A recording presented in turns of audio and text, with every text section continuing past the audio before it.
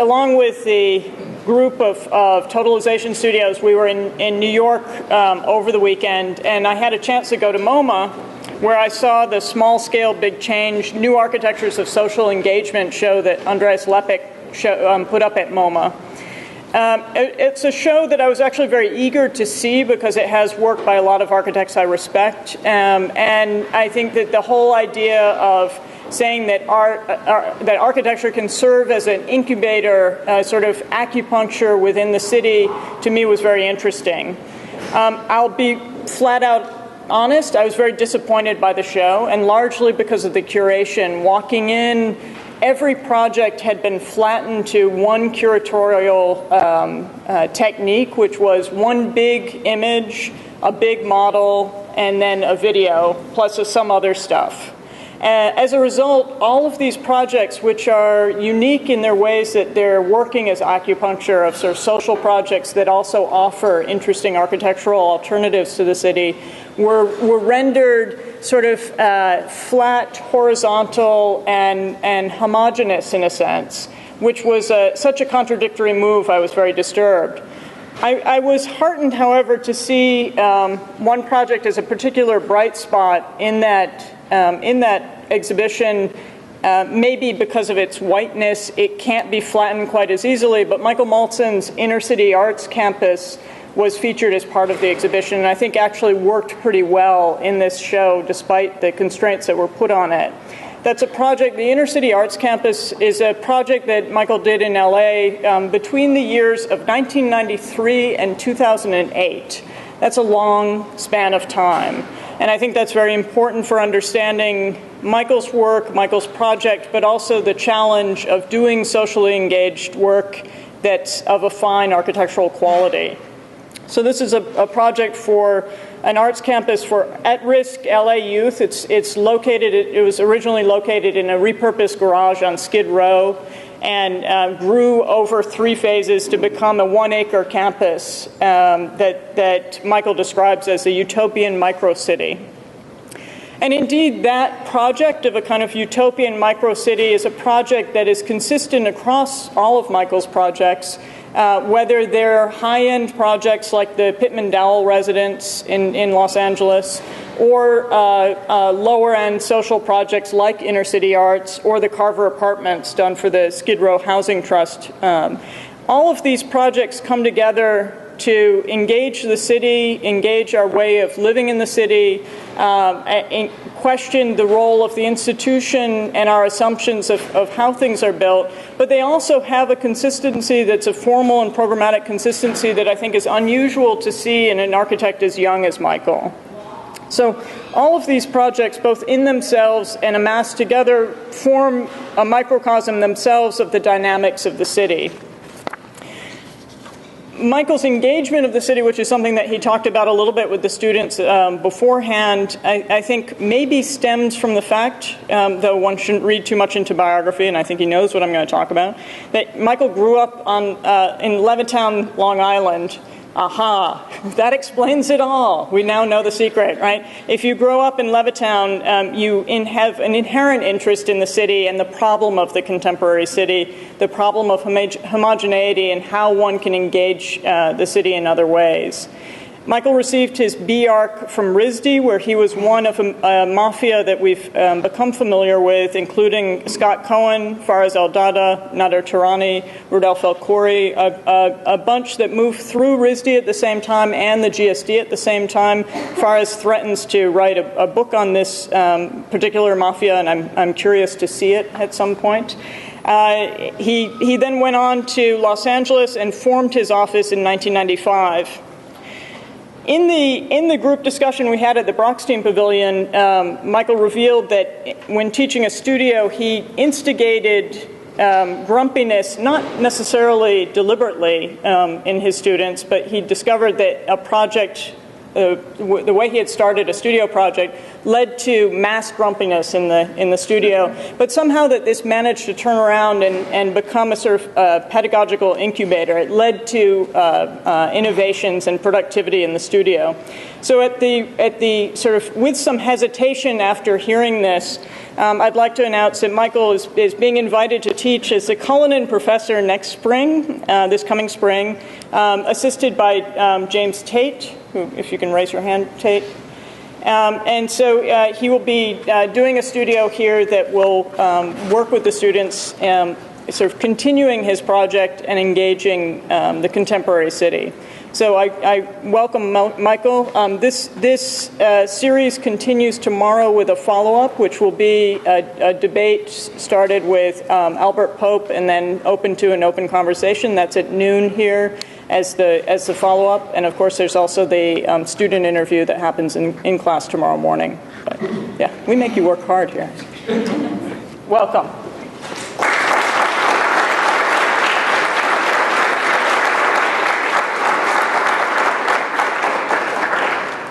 I think I have to. Which button was it?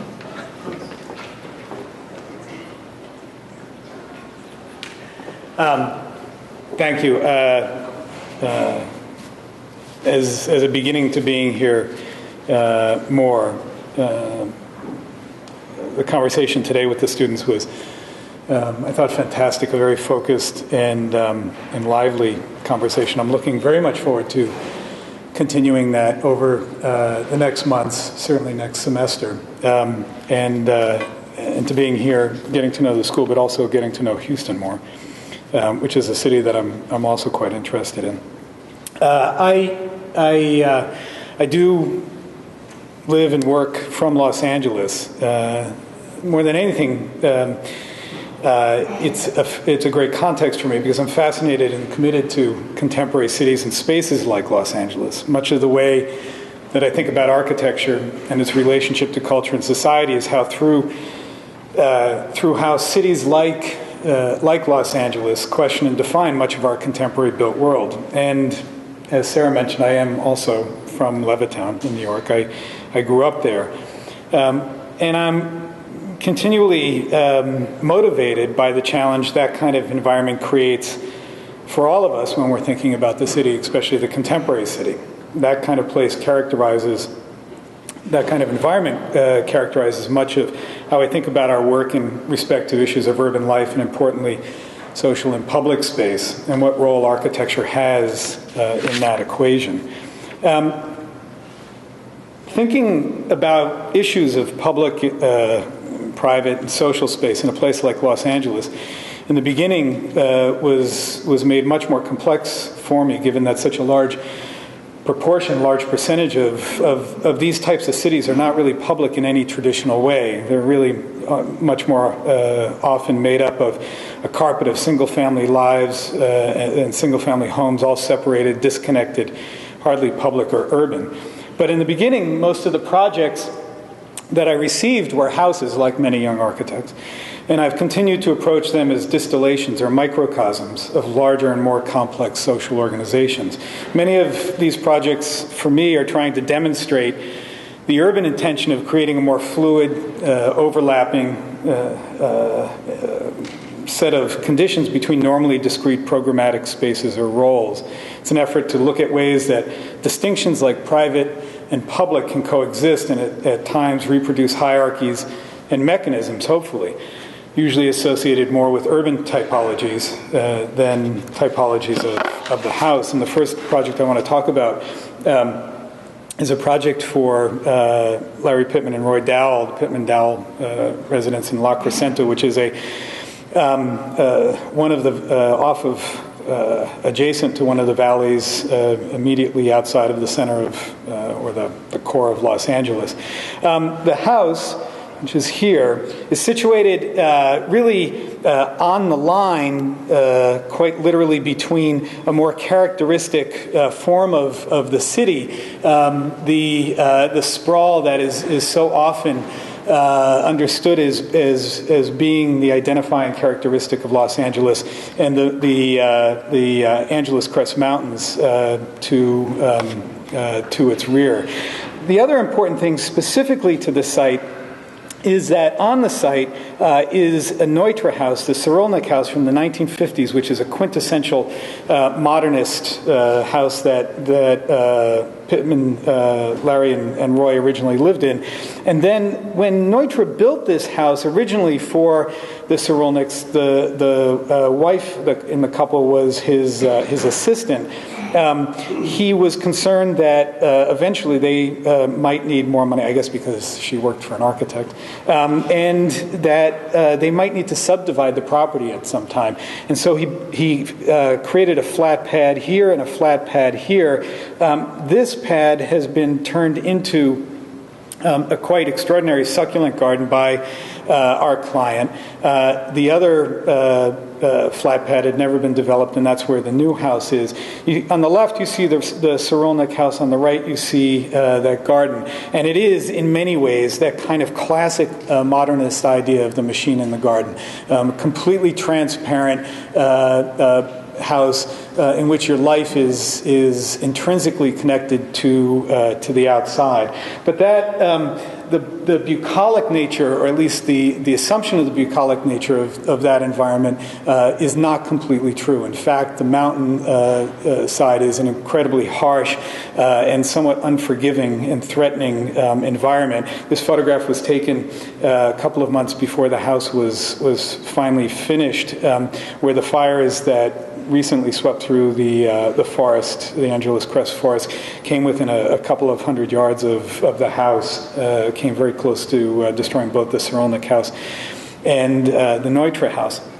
What was important about that, though, is that in the beginning, the clients were interested in building a new house in reaction to the kind of intensity that transparency created for them. In their mind, in the beginning, it was really in relationship to the problems of the environment, that the house was very thin, very exposed, and that the intensity of that landscape became very difficult to live with. But over the course of the conversation, that conversation really transformed to a realization that, in many ways, that idea of transparency is a uniquely modern, romantic modernist idea.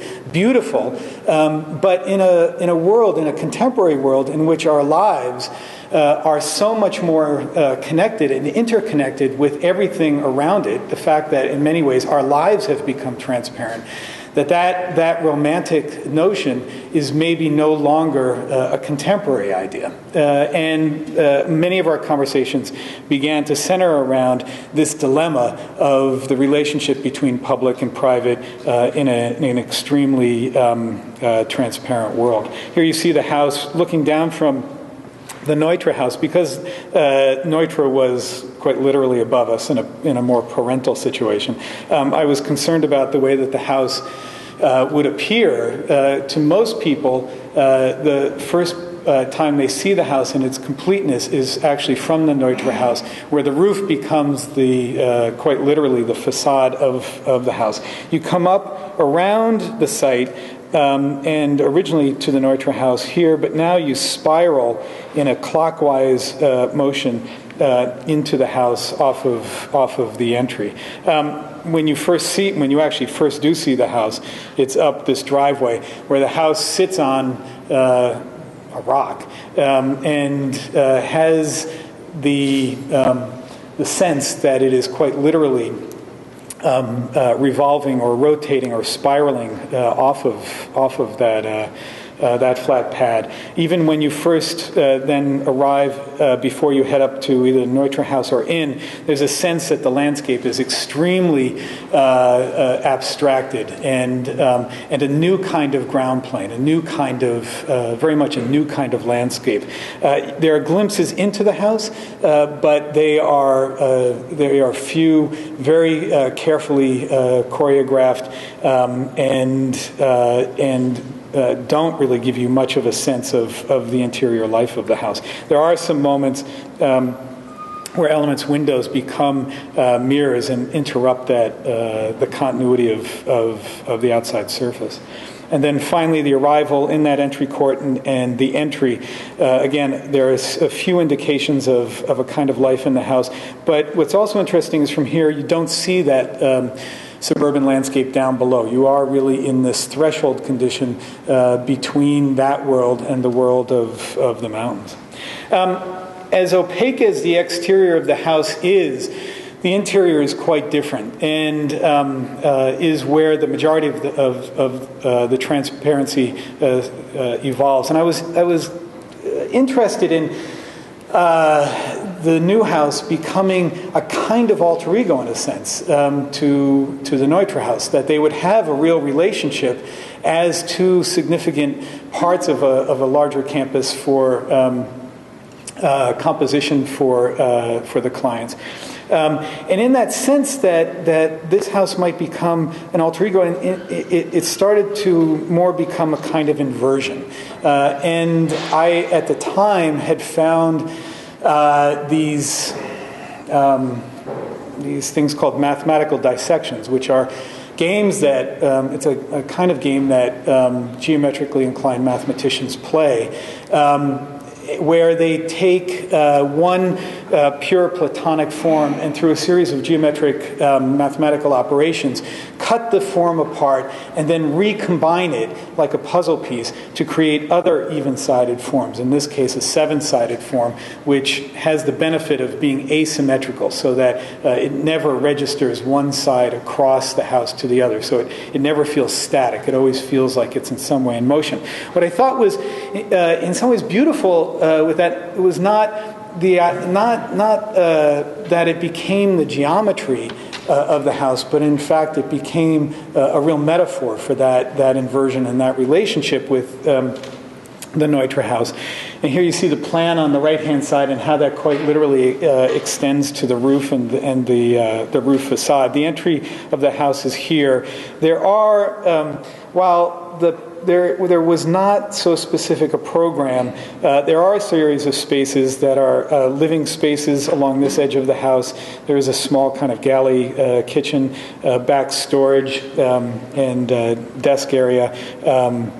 Space that's become like a TV and a library room, the bedroom, which is the most internal of all of the spaces, and along this entire length, the bathroom and changing room. Because of that movement around the house, when you first enter, you don't realize that, in fact, the bathroom is right there and completely open.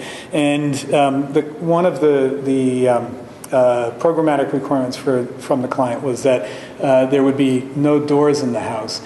We cheated. There is a front door, and then, owing probably more to my own Catholic propriety, I convinced them to put a door in the guest powder room, which they feel like was cheating, and I think they're still angry at me for that. This idea that on the inside of the house there is the most intense transparency really gets at something that we talked a little bit about today with the students at the pavilion, is a fascination for me in the idea of simultaneity as a contemporary spatial condition. Maybe the most, in my mind, challenging and most important spatial idea for us as architects to take on in a contemporary way. The idea that it's not so much now that we are merely adjacent, but we are quite literally in many places simultaneously, and trying to begin to think about that spatially, and to begin to deal with what that means in terms of quite literally the life on the inside of the house. It again starts to point to, for me, the house as a model for much larger spatial and urban questions. These were renderings that we had done to try to get at that, to try to begin to understand that during the design of a series of spaces stacked up, giving you the equivalent of what it feels like temporally and spatially to be in the house. And then one of the images of the house finished. There are a number of moments in the house that act like a kind of perspectival hinge, where the entire house swings open for you, and multiple spaces are understood at one time. It's a very hard house to photograph because there are so many reverse perspectives that it always seems to collapse the space. But spatially, especially at a moment like this, you are both in 3 different spaces at the same time, as well as looking through the courtyard, that first living room entry space, to the mountains beyond. So there are a number of different directions in which your gaze gets dispersed across the house. And here an image of looking back in the other direction across the courtyard, which is slightly raised and which is continuous and appears and disappears as you move across the lines of the house. The windows on the exterior of the house, as I mentioned, are very carefully placed. As much as it feels like the house is disconnected from its context, feels like it's spinning on that hill, there are still a series of moments in the house through those openings that are very carefully calculated in relationship to important contextual moments. One of the most important is in this oval window that is right above the shower in the bathroom. That points to that stone pine tree that is maybe the most significant icon on the entire property of the Neutra House is up here, and that occurs in a number of places where the house is a little bit like an optical machine to the context. Sarah also mentioned in the beginning Inner City Arts, and it is the very first project that I worked on. It was the first project that started the studio, the office, and importantly was a project that was very much an urban project as well as an institutional project. It started as a school, public and private collaboration between a group and the LA Unified School District to take children who, after Proposition 13 in California, most of the things that were considered extracurricular activities like art were taken out of the schools, could no longer be afforded. And in the poorest neighborhoods, the most underprivileged neighborhoods, there was no way of parents supplementing those programs privately. Inner City Arts started as a way of bringing the arts back into the classroom, not so much to teach the children art or to turn them into artists, but to find another technique to create a bridge between their experiences in their lives and the city and education. The first phase was here. There was a second phase here, and finally the third phase, which was completed about 1.5 years, 2 years ago here. This is in an entire area, neighborhood that is Skid Row, quite literally called Skid Row, but is in extraordinary proximity to the wealth and the iconography of the city and the businesses in the city. The project started very small, but from the moment it began, it had a strong catalytic ambition, that it was meant to be not just a school for the children, but to be increasingly a community center, or a center of the community in an area that is very much underserved. There are a number of families who live and work in this area. In the first phases, because of the intensity of that neighborhood, much of our work was much more anonymous on the exterior. And there was a real concern there was a real fear, a real anxiety about the safety of the children. And in some ways, the architecture, I think, acquiesced to that fear. With one exception, which was the challenge of, in my mind, the whiteness of the building.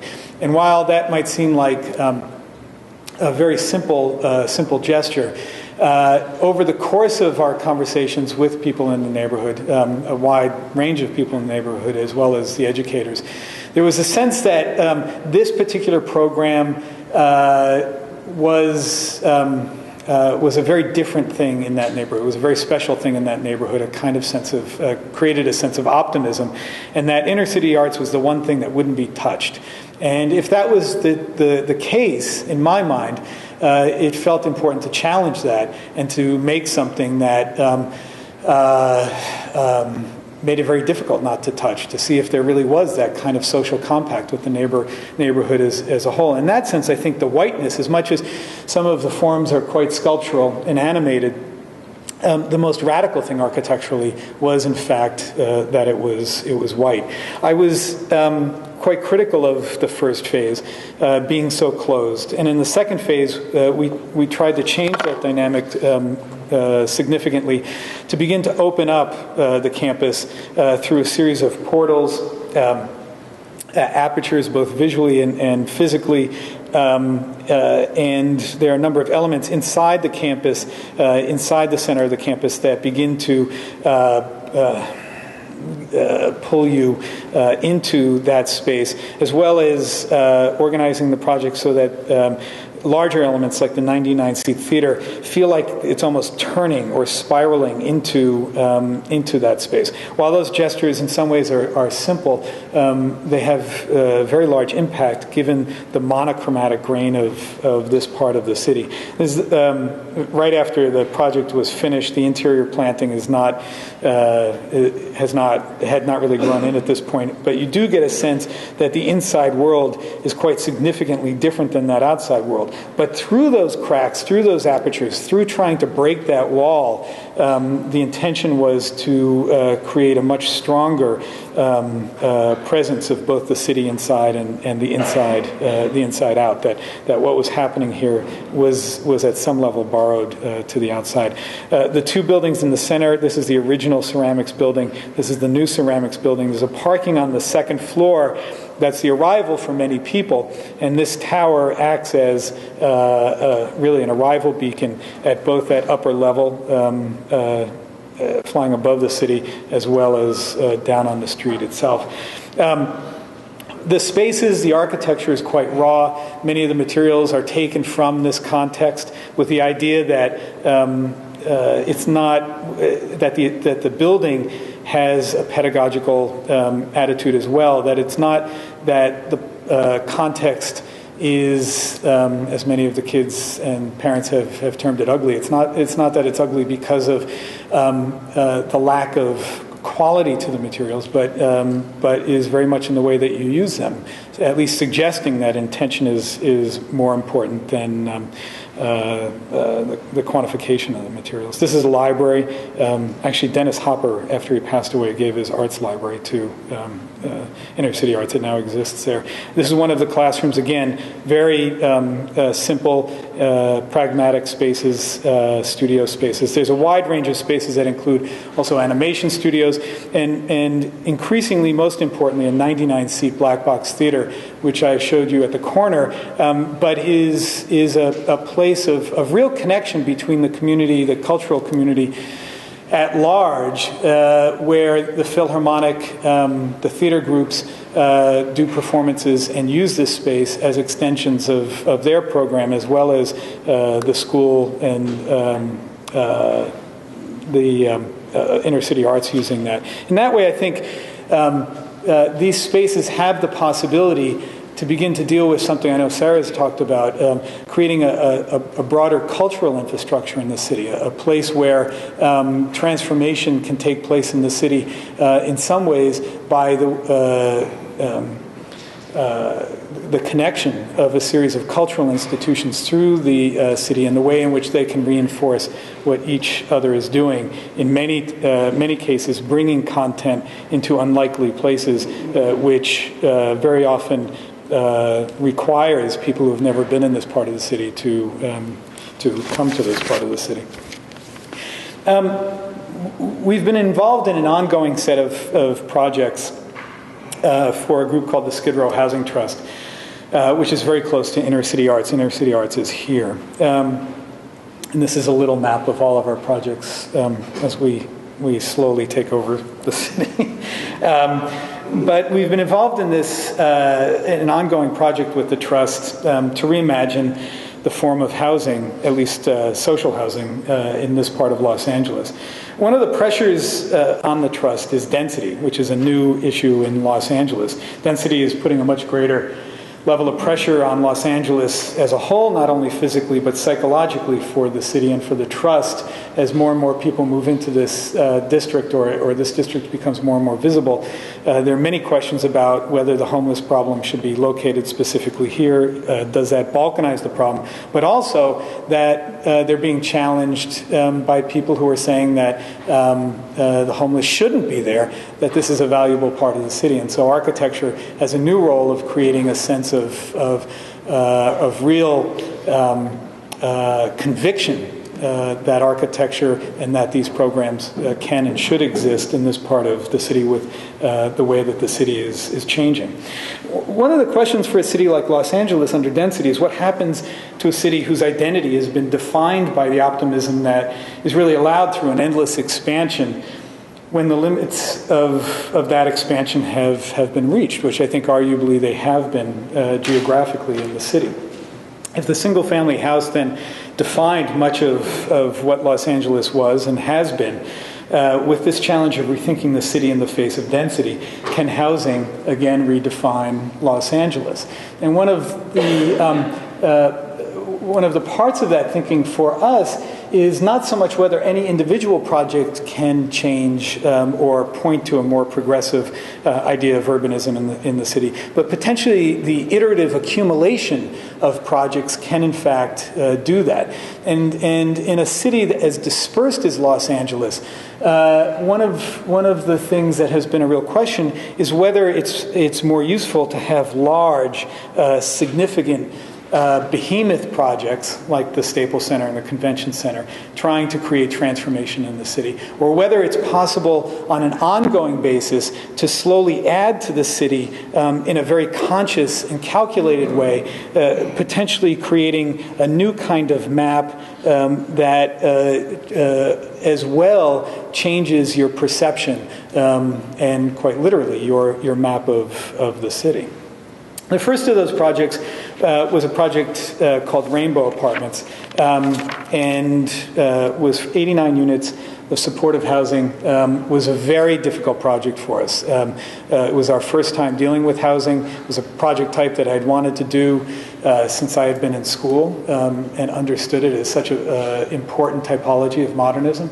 The budgets for this project were very difficult to start with, and then progressively over the course of the project, because the economy got worse and worse and worse.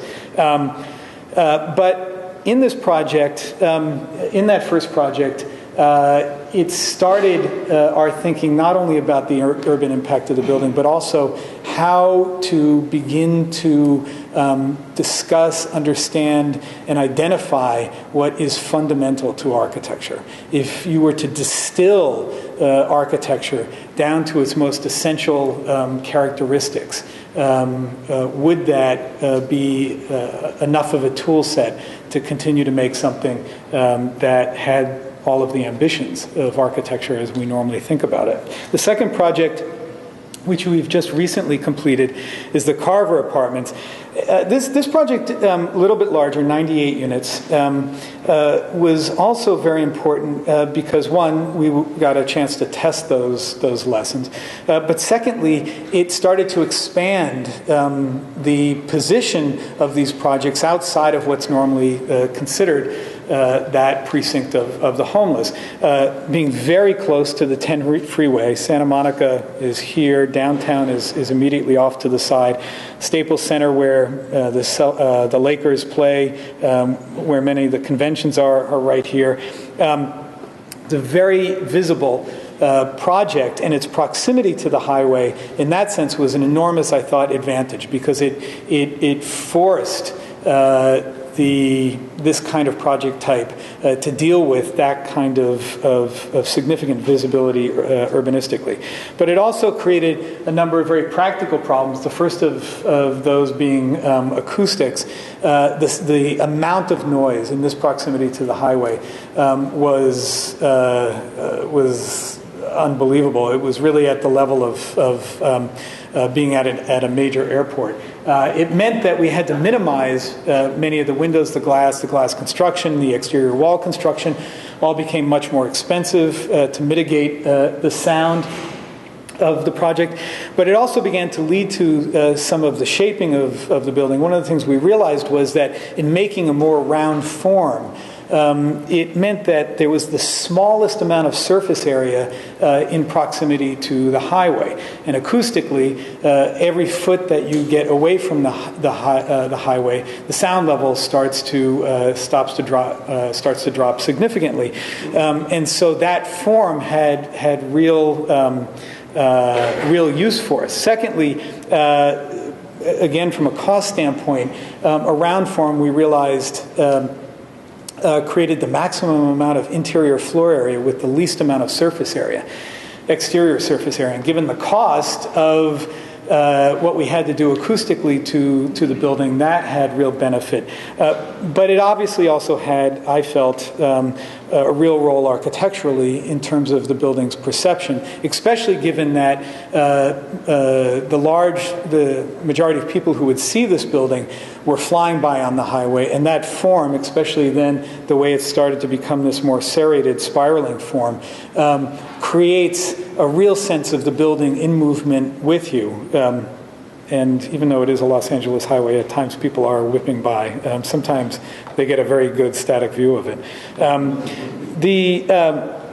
The ground floor is though very different than the top, and it's also a part of my ongoing thinking about the city, about how increasingly I think we need to begin to deal with infrastructures like these highways that have enormous impact on the city.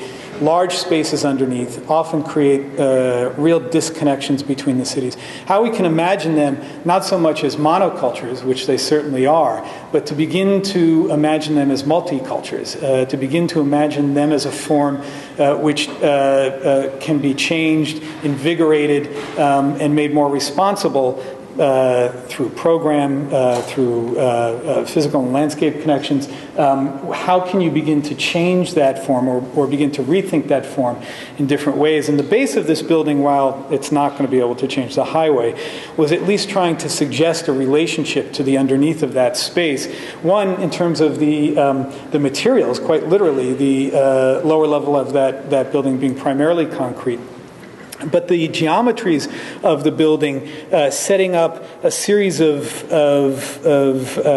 consequential views that connected spaces and parts of the city through, so that as you move in around the building and also outside of the building acts as a set of visual corridors linking different parts of the site, and most consequentially through and under the highway to the area immediately south of the highway. Here you see just one of the images on the left and the plan on the right, which includes many of the social spaces, the community kitchen. There's a enclosed garden courtyard off of the alley, so the alley becomes a part of the building. As you move up, each of the units is exactly the same programmatically. They need to be. They're organized in a spiraling shape, slightly serrated, which both produces some level of identity for each of the individual units on the exterior, or at least gives you the sense that exists. And importantly, even though it's quite small on the inside, starts to create a bit of a threshold condition for the units on the inside with this larger courtyard that exists at the center of the building, which is really the social heart of the space. It is the connective element, both vertically as well as across that space, for that entire community. Here you see the stairs leading from the lower level up to that main level. The inside of this space is characterized by a series of fins. One of the things we learned in the first project was that there was no room for anything that didn't have a direct functional use. Each of these fins, all of the balconies are hung structurally. So there are structural rods in the majority of these tubes. There are roof drains in a number of them, and in the remaining ones there are methane vents, because we have a little bit of a methane issue, as we do in much of Los Angeles, up through the building. So they are integral parts of the building. But in terms of their role in the spaces, because it's a fairly tight circular courtyard, when you come out of your apartment, the people immediately adjacent to you are very much proximate. And while I was interested in keeping the sense of real connection across that space so that you could see across and see your neighbors as they walked along the balconies outside, I was trying to create more privacy in your peripheral vision. So these fins act almost like a series of blinders, creating more opacity to the side, more transparency directly in front of you. And quite obviously, as you move around the space, that dynamic moves with you. Programmatically, it's a little bit different than the first one, Rainbow Apartments, where most of the social functions were on the ground floor.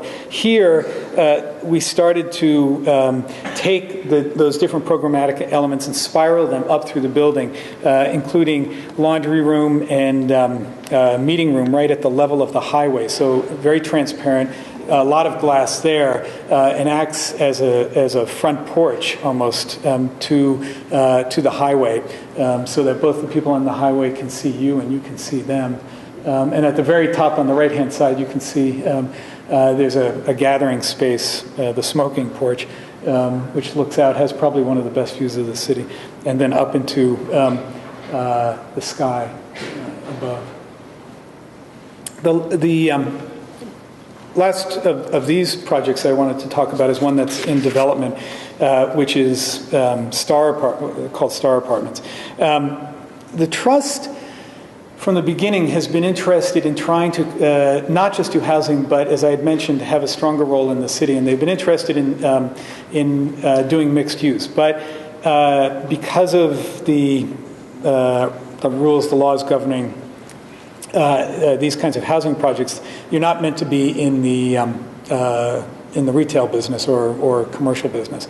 But there's a little loophole which says if there's an existing retail or commercial use on the site, you can continue to operate it. So when the Trust found that, they went out and looked for a site that had a building that covered the entire site that was an existing retail and commercial use in this area of Skid Row, which you see here.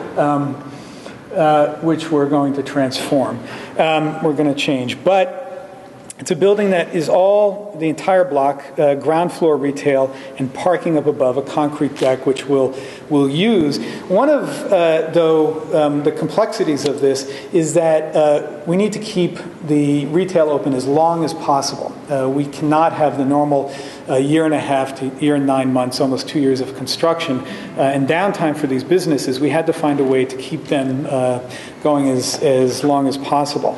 And so what we started to look at was to prefabricate the building, the units up above, which is a new thing in Los Angeles. You're not allowed to do multifamily prefabrication in Los Angeles County.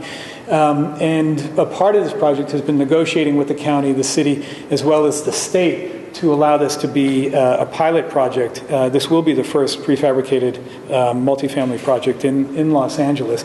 It has a number of real benefits. One of them is to reduce the construction time to the total construction time of the project on site to a little under 6 months. The most invasive part of that will be when the deck gets built, which the units are placed on top of that. But it also allows for the only way of staging the project, because there's no space to stage the construction with the exception of really the street.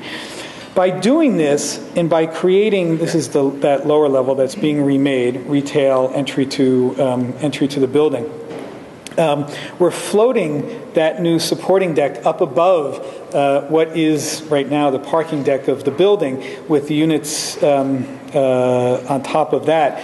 And creating a new space for the Trust that's not so much the vertical courtyard of the other buildings, but really more a horizontal datum that's meant to be occupied by all of the social and recreational spaces for that community. In that way, it has a much stronger connection, I believe, I hope, out to the city as a whole, and starts to at least infer a new type of semi-public space in a community, in a city that is beginning to deal with the impaction of density. You see a plan of that space which includes community gardens, a walking and jogging track, a number of social rooms, including kitchens, basketball court. This is a much more mixed community in terms of age groups than the previous project. That idea of vertical urbanism, or the potential for a vertical urbanism in a city, in a suburban city, is in some ways a new idea. It's something that I'm fascinated by. We're working on a project in Pasadena for the Jet Propulsion Laboratory, which is a NASA laboratory. They're the laboratory that develops and runs all of the unmanned space science, so the Mars rover and Cassini, many of those important planetary science projects. It's a project, the building is going to sit here. This is the entry to the campus, and this is their campus, not unlike Pitman Dow, on the edge of this sprawl in the highway, and then backed up to the Angeles forest. They were also quite heavily threatened during the fires. But Jet Propulsion Laboratory, this is the headquarters building. This is the place where all of the different directorates that make up the different planetary sciences, areas of investigations, come together. It's not the place where the actual science is done, but it's the place where the projects are invented. The culture of Jet Propulsion Laboratory is quite bifurcated. It is really a separated culture. In some ways, it kind of comes out of a traditional academic culture where everybody who works there gets their own office and is really distinct from the community as a whole. But the kinds of programs they do require, and increasingly require, especially as their budgets are getting reduced from NASA, is going to increasingly require a deeper sense of collaboration and moving across those different directorate boundaries in the future to invent new programs. And it's one of the things that this project was asked to provide, both the ability for these mission commanders and directorate groups to have individual offices, but to also create the possibility for real interaction, both in scheduled and in impromptu ways. We started to look at different models of how you might be able to provide both of those things. And in many cases, quite literally, it was to think of these large masses of offices with then distinct open spaces. The problem with that was it was still vertically a quite separated separated culture, or would probably produce a much more separated culture than we were trying to achieve. And as the model started to evolve, instead we began to think that maybe you could create a building within one shell that had a series of very large informal spaces that at times were gardens on the inside and the outside that would populate up or penetrate up, be lodged in the building as a whole, indiscriminate to the different floors of the offices, and create a sense of real connection between those floors, but to also provide a collective space out on the facade of the building where those conversations of both the conversations on the campus as people were passing by and also in the building could be heard. So there was a sense of extension of that idea. Here you see those forms behind what became the more comprehensive facade, which also tries to allude to both the individual unit as well as not giving you the ability to really understand scale or how big it is, how many floors of the building it actually is. It's a 6-floor building.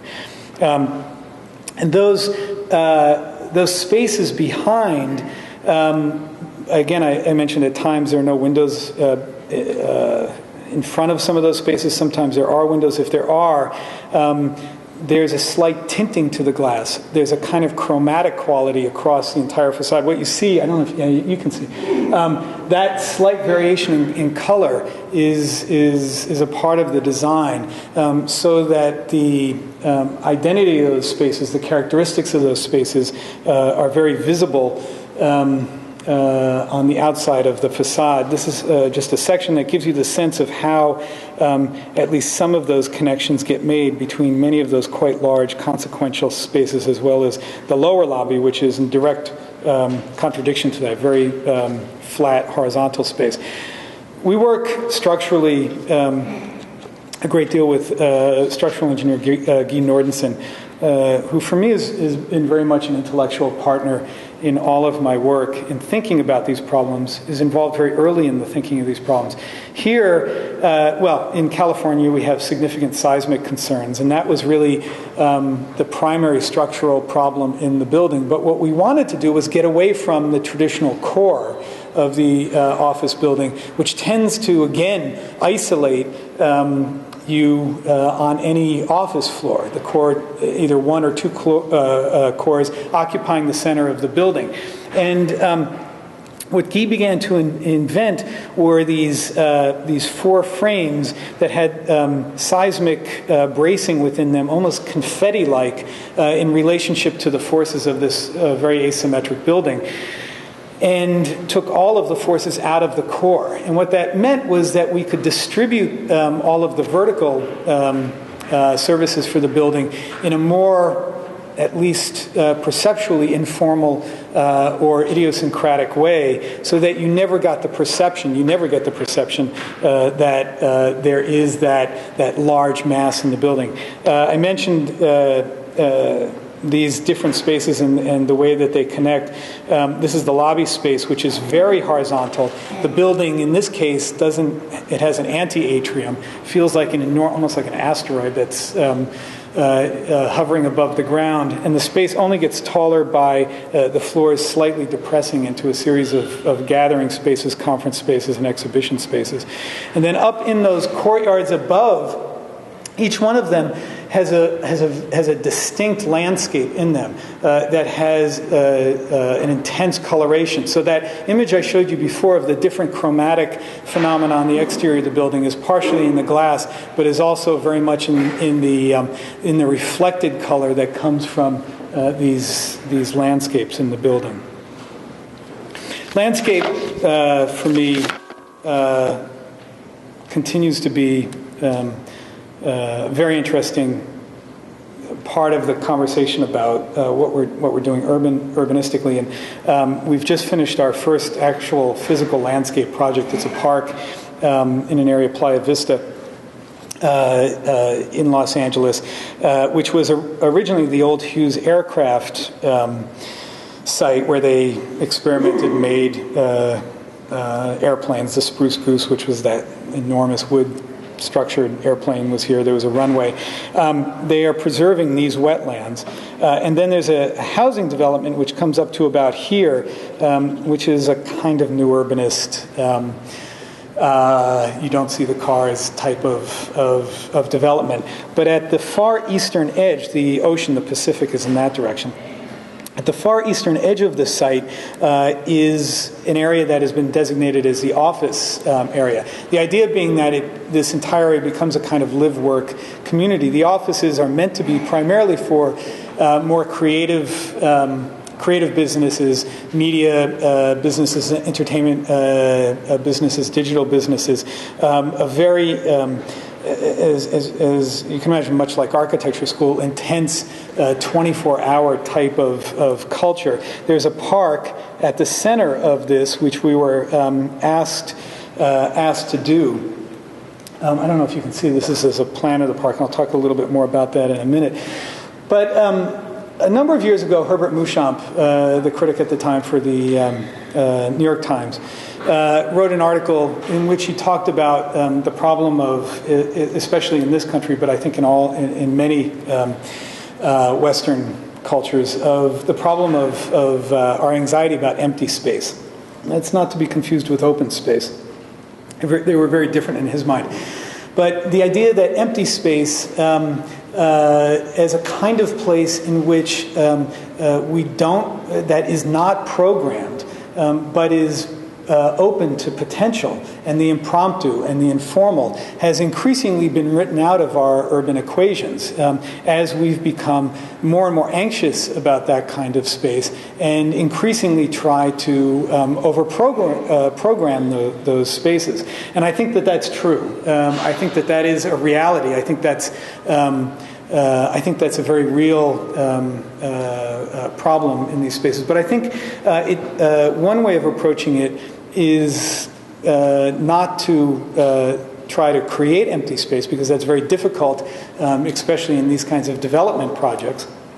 But to instead produce maybe another alternative, which would be to create an experience equivalent in some ways to urbanism, a landscape of simultaneous and distinct activity precincts. And in this project, we were interested in the way that you could build up these different activity and experience areas and create such a density that over time, temporally, over the course of a day, a week, a year, as an unfolding narrative, that you could create a new kind of sense of maybe naively,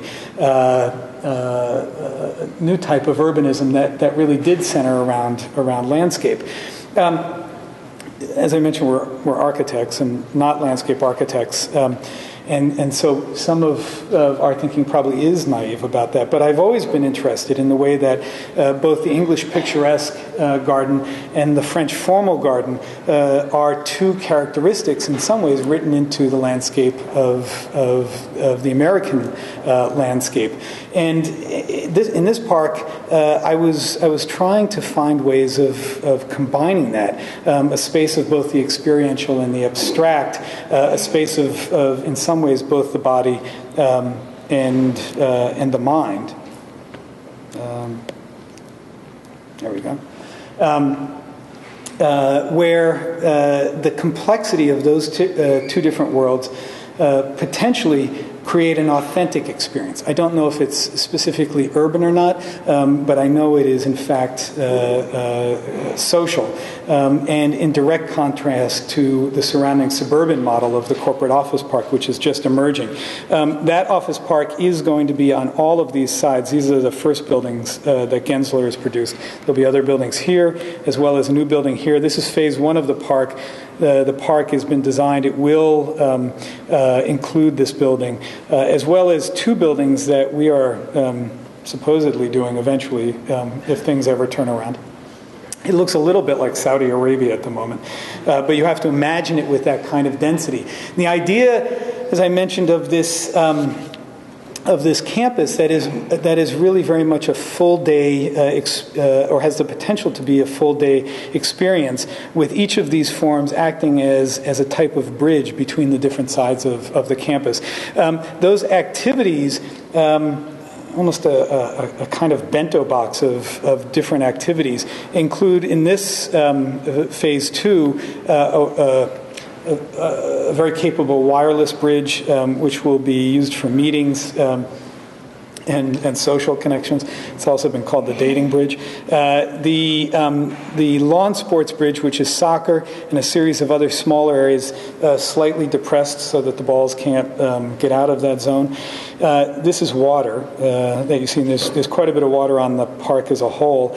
But the courts bridge, which is basketball, beach volleyball, and children's playground, a large amphitheater and amphitheater mound, small shade sports and gathering, horticultural gardens where you can, there'll be horticultural classes over the course of the day, and an information bridge where it's both gathering and you can get a sense of what's going on in the area as a whole and in the park. Each of these different landscapes are quite distinct from each other, and I was interested in whether you could create a kind of equivalent to the individuality of the different cultures that exist and districts that exist in the contemporary city, but still find a way to make a more unified whole. I've found also, now acting a little bit as a landscape architect, that there's a different level of patience that you have to have while the things grow in. These are quite early, but here you see the horticultural bridge, the shade bridge. These are the horticultural mounds that you move through. There is one long skewer that connects all of these pieces that is on the old axis of the airport runway, and it allows you to move through across all of these different ecosystems. That bridge. The courts bridge, the children's playground is over to the left, and then the bandshell, which is the most iconic of the elements, becomes a kind of gathering space, certainly architectural. It's a fabric structure.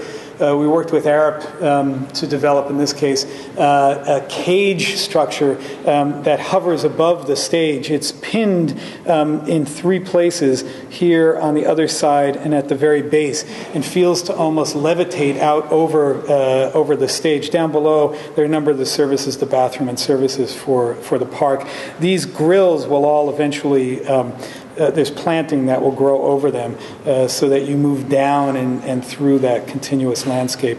These were a number of studies of the bandshell.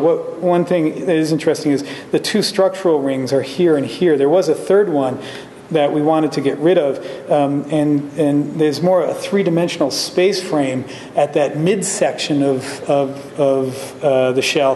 The reason for that is as you stretch the fabric tautly over that frame, that 3-dimensional quality starts to create a lot of the form. The undulation of the form of the piece, and then obviously it can be lit on the inside through a series of LED lights that can change the color, but more importantly, I think creates a real lantern in the park, a real visible icon in the park. And this is just we took this from Google Earth because I got very excited by the fact that something we had made could be seen from space. The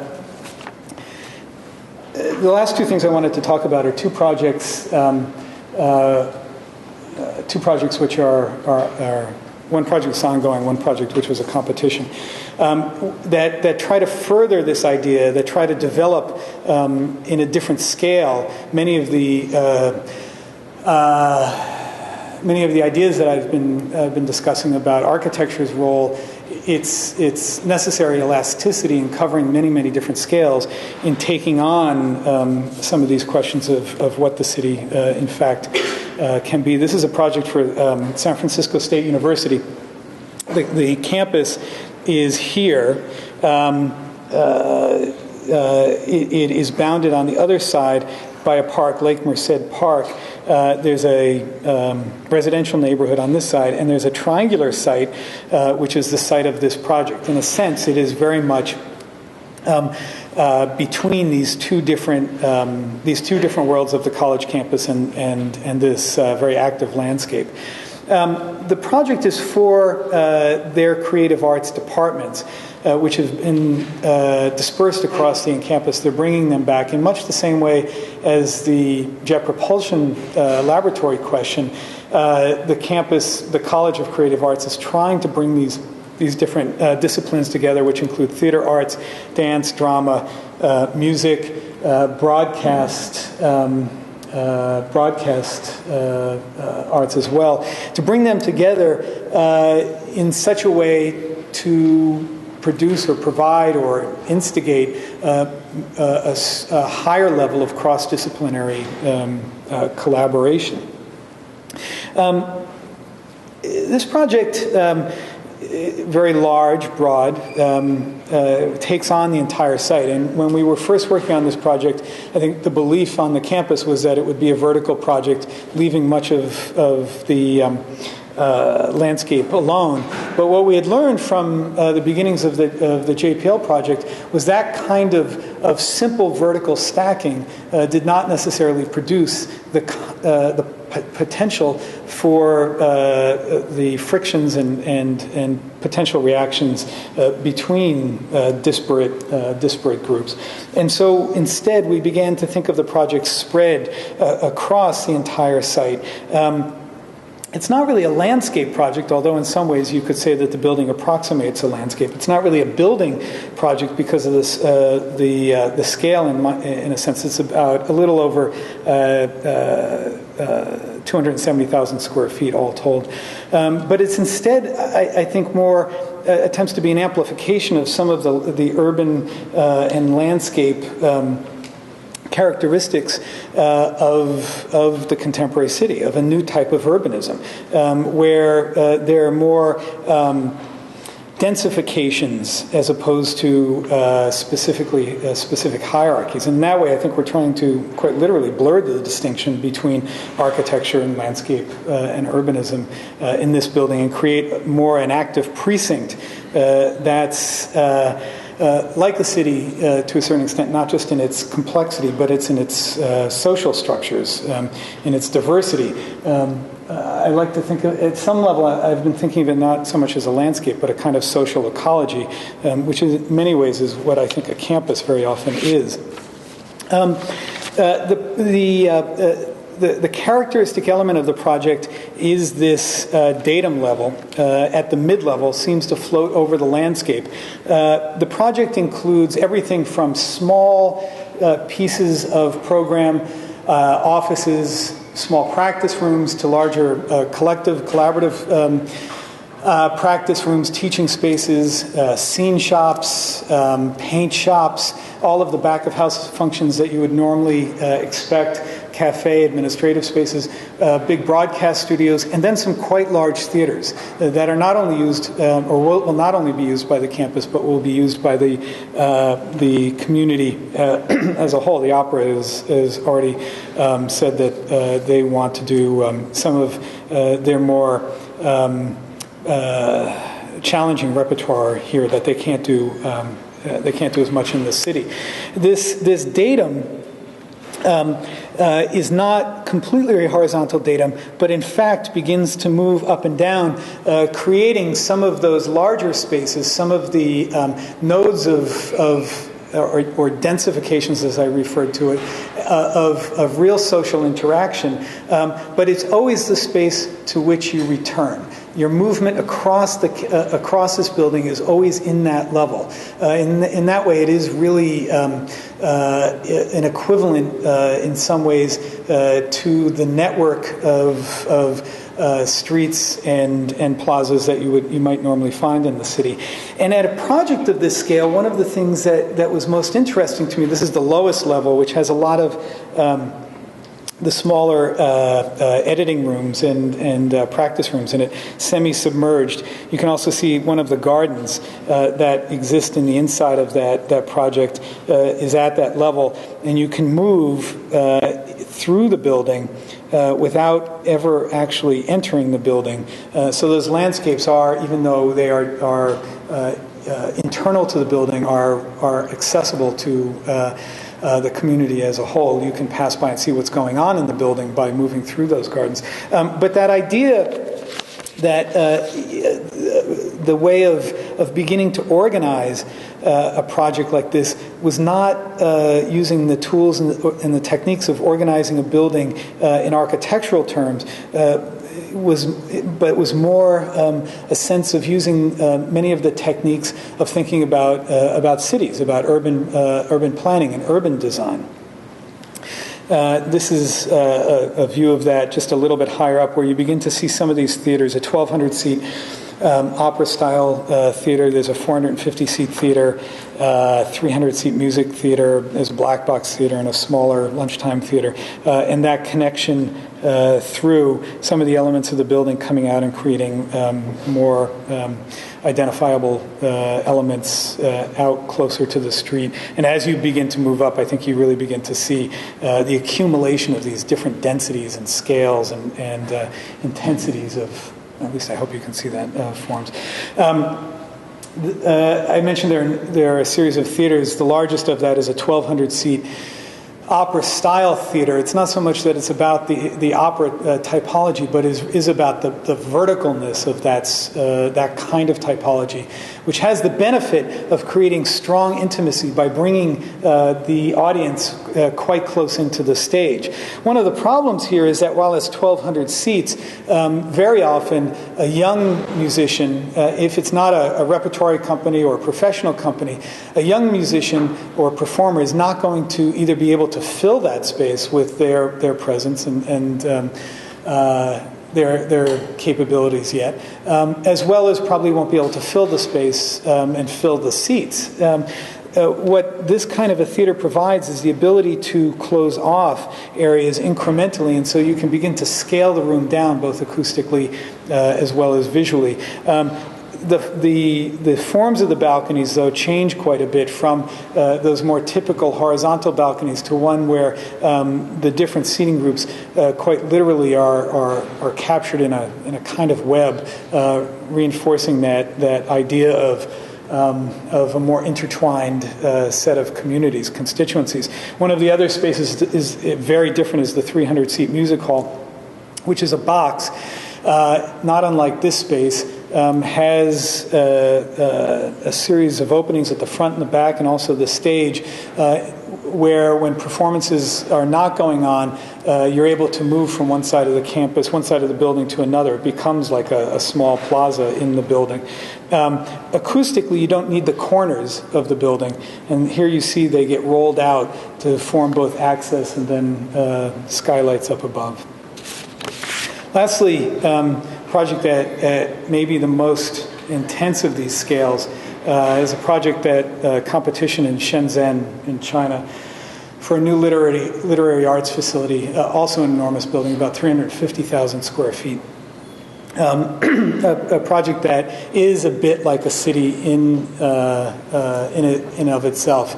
A very different zoning, very tight building site, bounded on the one side by an important park in the city that has a very characteristic mountain up here that you can overlook the city. The Arts District, which is on this side. Now, the site itself, though, is very peculiar because it has a series of these sentinel-like towers that ring around the back of the site and look down on the site. It's a quite small site. The zoning is such that the majority of the site, you can't go higher than this part of the building, with the exception of this corner where you can have the same basic massing as these other towers. We've organized the building in a way where the intensity that exists of programmatic diversity in a building like SFSU is organized vertically. And the test here is whether you can create, without that horizontal datum, some of the same levels of connections internally as well as back out to the city as exists or that other project aspires to make. Another thing that is interesting is that, at least for me in the project, is that it isn't just one typology. In fact, it's simultaneously a high-rise, a mid-rise, and a low-rise all at one time, with those three different urban typologies completely blended into each other. This gives you some sense of just the programmatic complexity in the way that we have had to organize them vertically. Each of the colors represents a different piece of the puzzle: civic and cultural auditorium, performance, a number of performance spaces, film and television space, contemporary literary museum and art library, and then basic arts production space, which are really artist in residence spaces.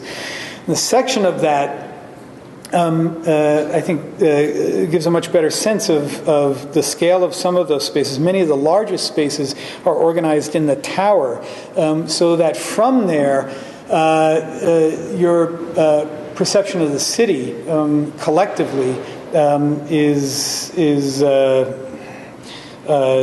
is quite radical to be up that high in a collective space. In some case, well, in some of the halls, up to 2,000 people in these halls, and that those large forms also mean that there are large gatherings of people who will be quite visible during those performances up in the tower.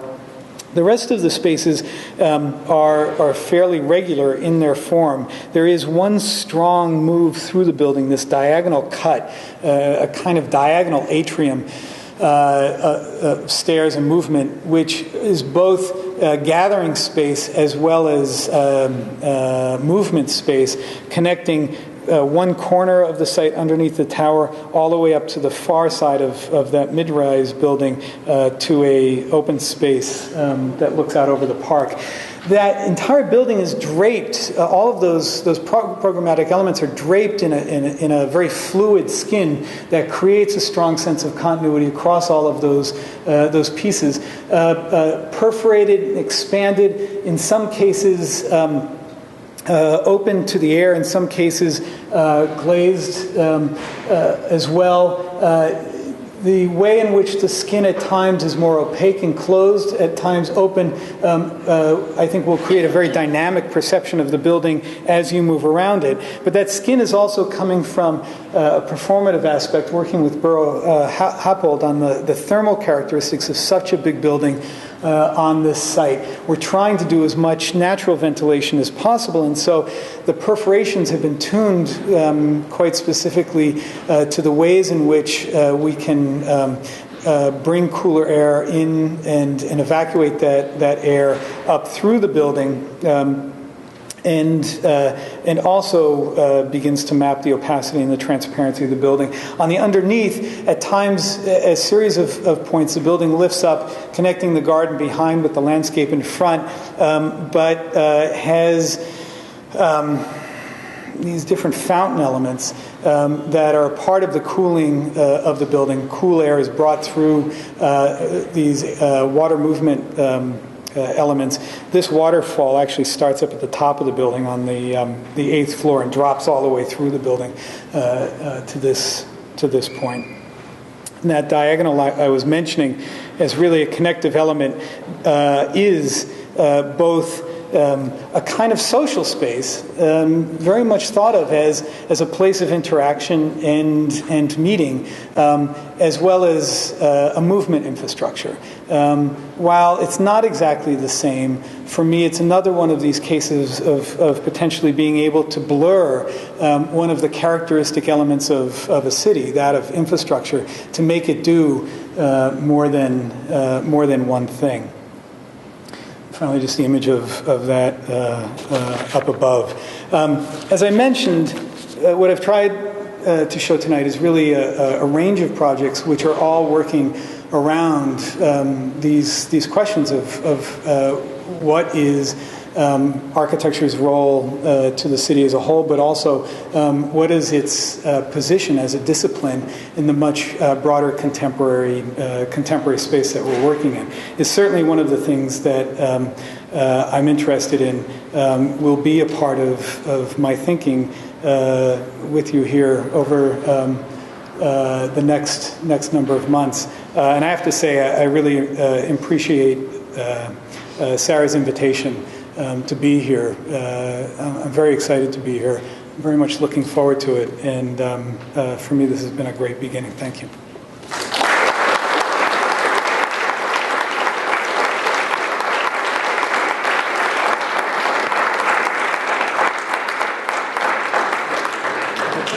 Sure. I'd be happy to take questions, if there are any.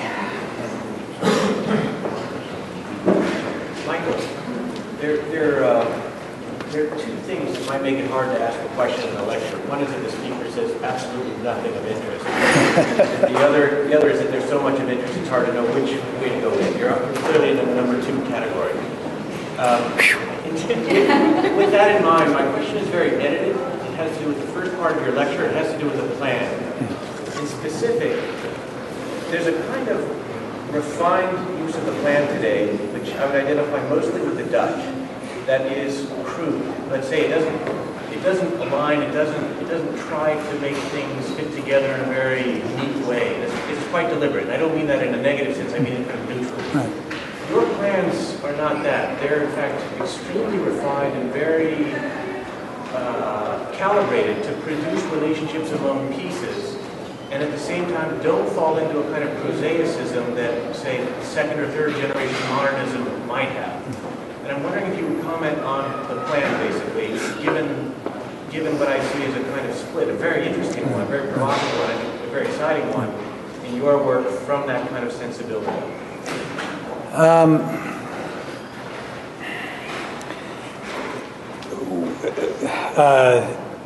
Interesting, in some ways, interestingly, well, for me, interesting for me. I was educated as an architect at a time in which the plan was extremely prominent and was one of the primary generators of thinking, relationships, and form. It was one of the ways of working through projects. But I had become, over time, very suspicious of the plan as being such a complete abstraction of experience that I started to move away from the plan as the primary generator of thinking about the projects. And especially as it related, even at that point for me, an interest in the city, in urbanism, and ideas about the city, it felt that the plan was a problematic tool.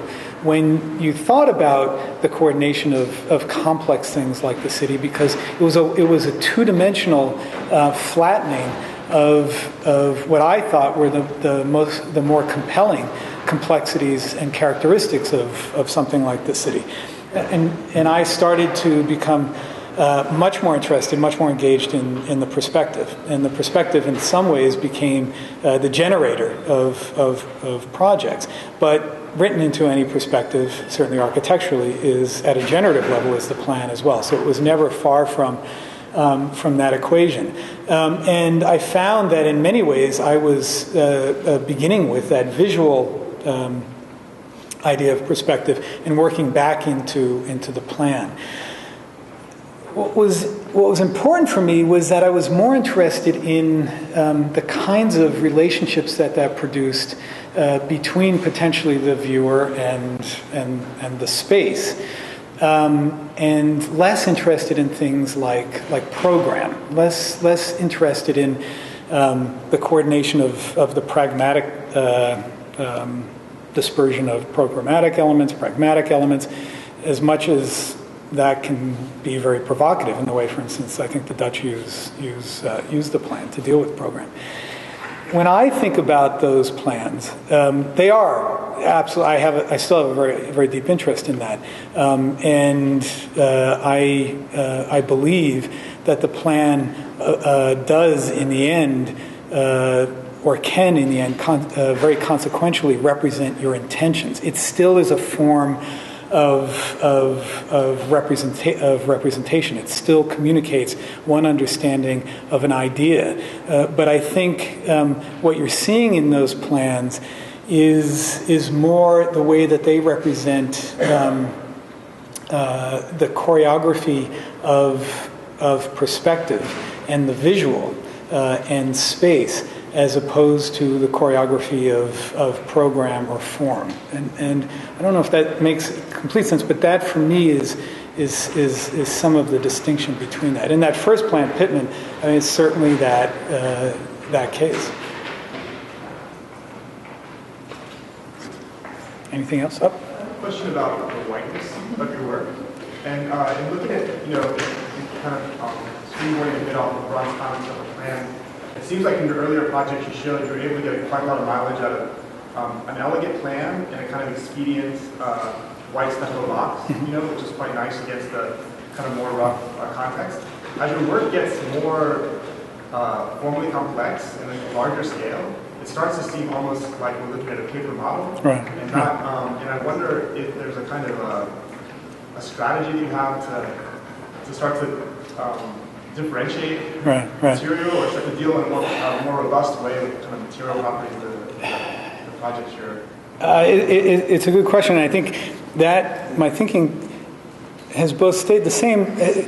In some ways, I have similar concerns that I had in the beginning, although some of the very practical reasons why in the beginning the buildings were these, as you said, kind of white boxes, had to do with the kinds of budgets that I was negotiating and also a real vernacular of the material that exists in a place like Southern California, to be able to use things like plaster and stucco, which I loved because it had a real both a fluidity, it had an abstraction, and it also had a real connection to an ongoing project of modernism, which I think Los Angeles can lay claim to. Maybe one of the most continuous projects of modernism in any city. As I've continued to work, it's not necessarily so much the whiteness that I'm interested in, but I am interested in two things. One, the overallness of form, the sense that form, no matter how complex and varied, in some ways also has a